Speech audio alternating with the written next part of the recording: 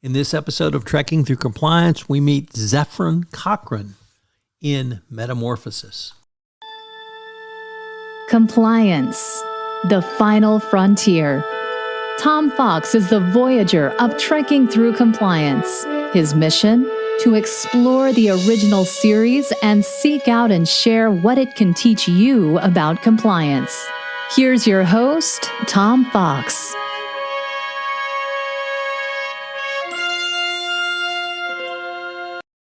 Trekking Through Compliance, Episode 38, Metamorphosis. In this episode of Trekking Through Compliance, we consider the episode Metamorphosis, which aired on November 13th, 1967, and occurred on Stardate 4513.3. Kirk, Spock, McCoy, ferry Commissioner Nancy Hedford from Epsilon Canaris 3 to the Enterprise and shuttlecraft Galileo. The commissioner, who had been on a diplomatic mission to stop a war, is ill with Sicuro's disease and needs treatment aboard the Enterprise. The shuttlecraft is forced down on a small planetoid by a sparkling cloud of ionized hydrogen. The planet has a nitrogen-oxygen atmosphere with traces of krypton, argon, neon, and a surface temperature of 75 degrees. Kirk is unable to contact the Enterprise despite the fact that the communications equipment appears to be functioning perfectly. On the planet, they find a man named Cochrane who claims to have been marooned. Cochrane tells them that there is some sort of dampening field on the planet which will prevent them from being able to get their shuttlecraft to work. Hedford begins developing a temperature, the first manifestation of her disease.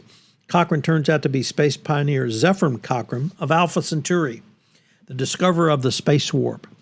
Thought to have been dead for 150 years, Cochrane has been kept alive and young for centuries by a doting gaseous alien called the Companion. The Companion intercepted his disabled ship and brought him to the planet, rejuvenating him. Cochrane had set out in a ship at age 87 to die in space. Cochrane tells Kirk that the shuttlecraft has been diverted by the Companion to provide him with company. As Spock attempts to fix the Galileo, the Companion drops by to investigate. Spock attempts to touch it, but is given an electric shock. The Companion also takes this opportunity to fry the Galileo's electronics. Using his newfound knowledge that the Companion is at least partly an electrical phenomena, Spock builds a device to short-circuit it, and Cochrane is not happy at all about this endeavor, but agrees to summon the Companion. When the Companion arrives to commune with Cochrane and Spock activates his short-circuit box, Cochrane is electrically shocked and the Companion destroys the device and attacks Kirk and Spock.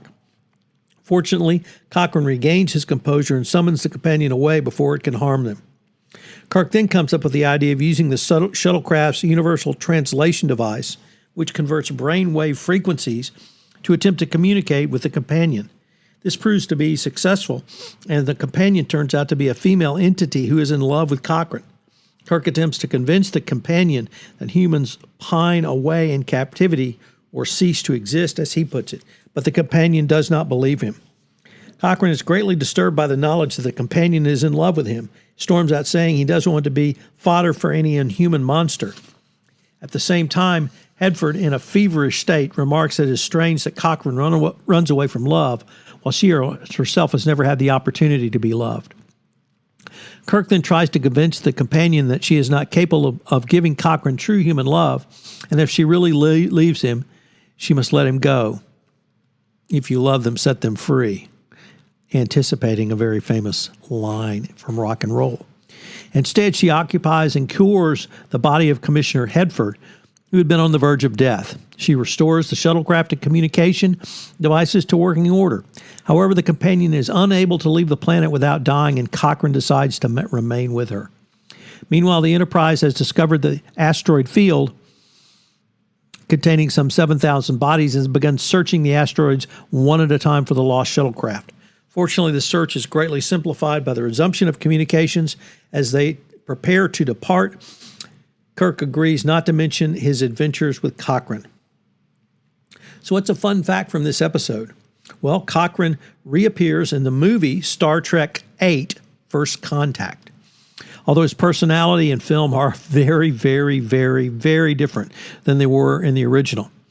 In the film, Cochrane is from Earth instead of from Alpha Centauri. Also, he's a raving alcoholic. Finally, the actor who plays Cochrane in the movie is 6 inches taller than Glenn Corbett, who plays him in the television show. Nevertheless, he is Zephyr Cochrane, so he is very well worshipped and highly regarded on planet Earth, as Geordie LaForge notes in the movie.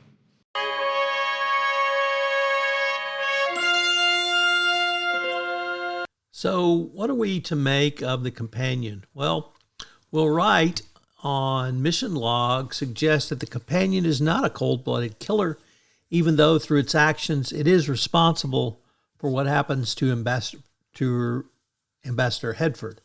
The companion is not the misty vampire killer that we see in the episode Obsession. She's more like the entity we see on Next Gen, acting in her own best self-interest of her course of action. Her intent is not to kill. She did fulfill the dying woman's wishes at the end because Hedford regrets about her choice of a lack of a love life, which she can now have, even though we are left to question how much of the original character's mind or indeed soul is left. Perhaps the resulting net character was better than the original sum of the two parts, possessing a consciousness and identity that is distinct from its progenitors. So an interesting analysis for Mr. Wright, but I think has some good points and perhaps is even spot on for the companion.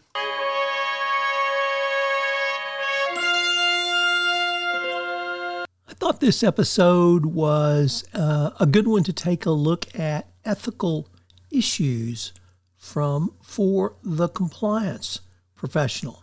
So what are some that we might highlight? Number one, the dangers of absolute power. In this episode, the alien entity, only known as the companion, wields immense power over the human colonists on the planet, keeping them isolated and essentially trapped on the planet through its energy field. This demonstrates unchecked power, even if wielded with benevolent intentions, and can lead to ethical outcomes and a violation of individual autonomy. 2. The importance of consent. The companion's relationship with the colonist is ultimately revealed to be non-consensual. It has effectively imprisoned them, i.e. the Enterprise crew, on the planet against their will. And this underscores the crucial importance of obtaining meaningful consent, even in situations where powerful entities claim to be acting in the best interests of everyone who is under their control. 3. Respecting diversity and self-determination. When the companion tries to merge with Zephyr Cochrane, essentially erasing his individual identity, it highlights the ethical imperative to respect human diversity, dignity, and the right of individuals to self-determination. Forcing homogeneity or even conformity, even out of a well-intentioned desire to improve someone or something, is a violation of core ethical principles. Number 4, the duty of care or versus paternalism. While the companion's intentions towards the colonists may have started from a place of care and protection, its actions cross the line into unethical parentalism.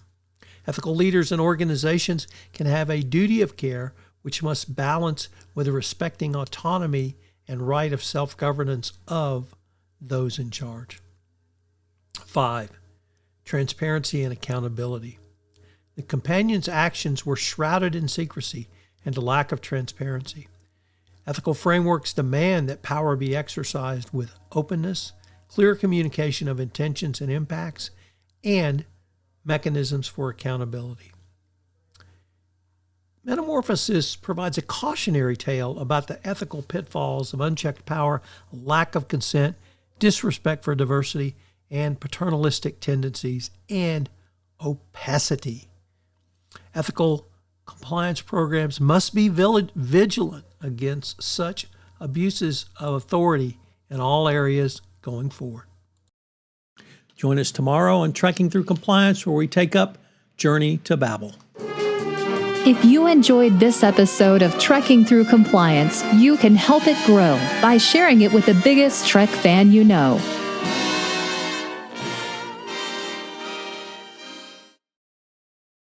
This podcast is a part of the C-Suite Radio Network. For more top business podcasts, visit c-suiteradio.com.